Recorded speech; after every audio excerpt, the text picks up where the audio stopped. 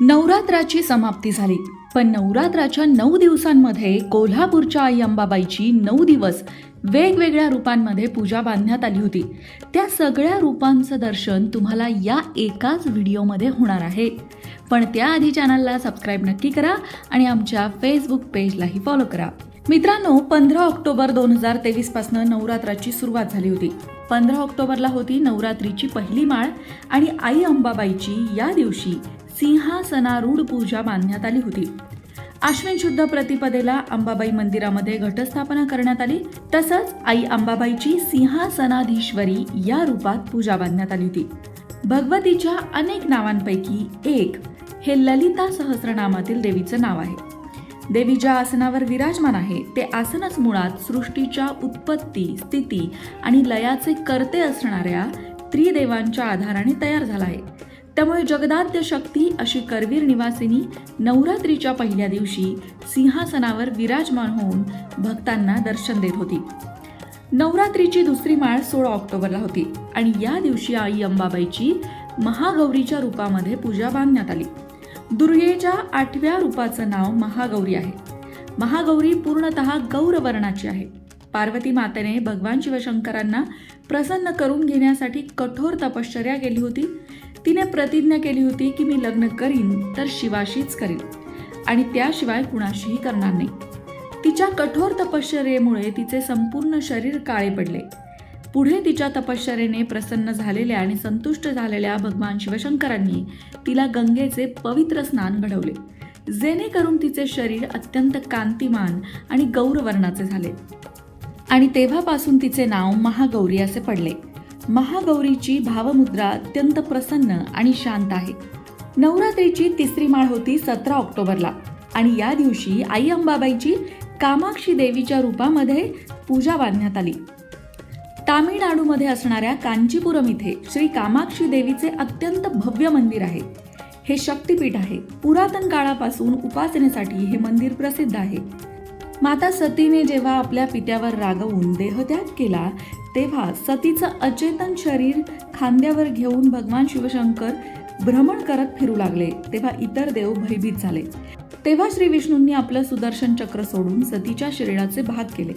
ते अवयव जिथे जिथे पडले ती देवीची शक्तिपीठ निर्माण झाली. हे तर तुम्हाला माहितीच आहे. पण सती देवीची नाभी जिथे पडली तिथे हे कांचीपुरमचं शक्तिपीठ निर्माण झालं आणि त्याच कांचीपुरमच्या कामाक्षी देवीच्या रूपामध्ये आई अंबाबाईची पूजा बांधण्यात आली होती. आता वळूया नवरात्रीच्या चौथ्या माळेकडे. ती होती 18 ऑक्टोबरला. या दिवशी आई अंबाबाईची कुष्मांडा रूपात पूजा बांधण्यात आली. श्री दुर्गा मातेच्या चौथ्या रूपाचं नाव कुष्मांडा आहे. तिने आपल्या मंद आणि प्रसन्न हास्यातून ब्रह्मांड उत्पन्न केलं आहे. ज्यावेळी ब्रह्मांडाचं अस्तित्व नव्हतं, सर्वत्र अंधकार होता, तेव्हा आपल्या ईश्वरी हास्यातून तिने ब्रह्मांडाची रचना केली. अर्थात हीच ब्रह्मांडाची आदिशक्ती आहे. हिचा निवास सूर्यलोकात आहे. सूर्यलोकात निवास करण्याची क्षमता आणि सामर्थ्य फक्त कुष्मांडा देवीमध्ये आहे आणि त्याच कुष्मांडा देवीच्या रूपामध्ये आई अंबाबाईची पूजा बांधण्यात आली होती. नवरात्रीच्या 5व्या माळेला अर्थात 19 ऑक्टोबरला आई अंबाबाईची गजारूढ पूजा बांधण्यात आली. या दिवशी ललिता पंचमी होती आणि म्हणूनच या दिवशी गजारूढ रूपामध्ये अंबाबाईची पूजा बांधण्यात आली होती. ललिता पंचमीच्या दिवशी करवीर निवासिनी गजारूढ होऊन त्र्यंबोली देवीला भेटायला जाते अशी पौराणिक कथा सांगितली जाते आणि म्हणूनच या दिवशी देवीची गजारूढ पूजा बांधण्यात येते. नवरात्रीची 6वी माळ होती 20 ऑक्टोबरला आणि या दिवशी आई अंबाबाई मोहिनी रूपामध्ये भक्तांना भेटायला आली. देव आणि दैत्यांनी समुद्र मंथन केलं. त्यातून दुर्लभ असं अमृत बाहेर आलं. ते अमृत मिळवण्यासाठी देव आणि दैत्य यांच्यामध्ये युद्ध होऊ लागलं. दैत्यांकडे अमृत जातं की काय या भीतीने सगळे देव श्रीहरी विष्णूंना शरण गेले. श्रीहरी विष्णूंनी सुद्धा देवतांचं रक्षण करण्यासाठी श्री ललिता देवीची आराधना करून ध्यान योगाने स्वतःच्याच ठाई श्री मातेचं रूप प्रकट केलं. तोच मोहिनी अवतार होय आणि त्याच मोहिनी अवतारामध्ये आई अंबाबाईची नवरात्रीच्या 6व्या दिवशी पूजा बांधण्यात आली होती. नवरात्रीची 7वी माळ 21 ऑक्टोबरला होती आणि या दिवशी नारायणी रूपामध्ये आई अंबाबाईची पूजा बांधली गेली. शारदीय नवरात्र उत्सवाच्या 7व्या दिवशी कोल्हापुरातील श्री अंबाबाईची नारायणी नमोस्तुते या स्वरूपात पूजा बांधण्यात आली. सर्व चराचर सृष्टी श्रीदेवी मातेच्या दिव्य तेजांशातून निर्माण झाली. अखिल ब्रह्मांडात मीच एकटी नित्य विद्यमान आहे. माझ्या व्यतिरिक्त इथे कोण आहे, असे श्रीदेवी माता म्हणते. त्यामुळे शुंभ निशुंभ युद्धावेळी ब्रह्मादी देवतांची शक्ती स्वरूपे श्रीदेवी मातेच्या साथीने युद्धात असुरांशी लढण्यासाठी उतरल्या. देवीने शुंभ निशुंभाचा वध केला आणि त्रैलोक्याला दुःखमुक्त केले. नवरात्रीच्या 8व्या दिवशी अर्थात 8व्या माळेला 22 ऑक्टोबरला आई अंबाबाईची महिषासुरमर्दिनी रूपात पूजा बांधण्यात आली. नवरात्र महोत्सवाचा 8वा दिवस म्हणजेच महाअष्टमी या दिवशी सर्व देवतांच्या तेजातून प्रकटलेल्या अष्टभुजा दुर्गा मातेने महिषासुराचा संहार केला होता. त्याच महिषासुरमर्दिनी स्वरूपामध्ये कोल्हापूरच्या आई अंबाबाईची अष्टमीच्या दिवशी पूजा बांधण्यात येते.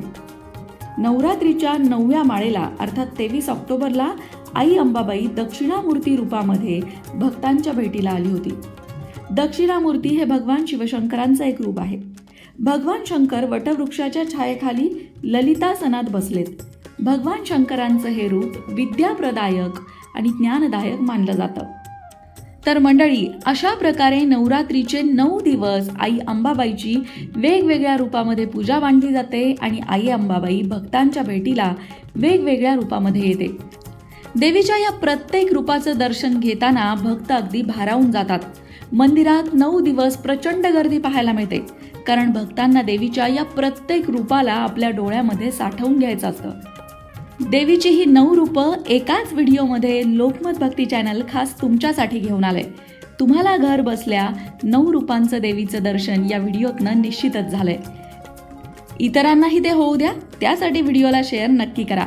आणि तुम्ही सुद्धा आई जगदंबेचे भक्त असाल तर कमेंट बॉक्समध्ये आई जगदंबेचा उदो उदो लिहायला विसरू नका. अशाच प्रकारच्या माहितीपूर्ण व्हिडिओंसाठी लोकमत भक्ती चॅनलला सबस्क्राईब करा आणि बेल आयकॉनवर सुद्धा क्लिक करा, म्हणजे आमच्या नवनवीन व्हिडिओचं नोटिफिकेशन तुम्हाला मिळत राहील. तसंच योग्य आध्यात्मिक मार्गदर्शनासाठी लोकमत भक्तीच्या फेसबुक पेजला फॉलो करायला विसरू नका.